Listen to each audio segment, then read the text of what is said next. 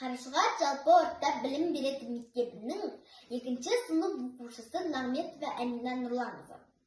Мұхағали Мақатаев. Анашым. Анашым, асланам, есланам.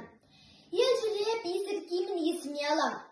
Мен үшін суатқан ақ сүтінді, ақтамасам боп жүрмін несіне адам. Алыс жолда жүрсем де арып ашып, ағатулып түсірмеймін жаның ашып. Оқытып кешеу болған хаттарымды, отырмысың үрпейіп жаның ашып. Өткізіп талай жылды аяптаны, оқуың балаң жақсы аяқтады.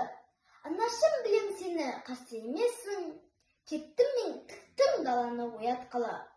Анашым, қайда жүрсем сен құштарым, сүйемін, дидарымды мен құшамын. Қайда басам өзіңдей қарсы алады, кембайтақ отанымның кең құшағы.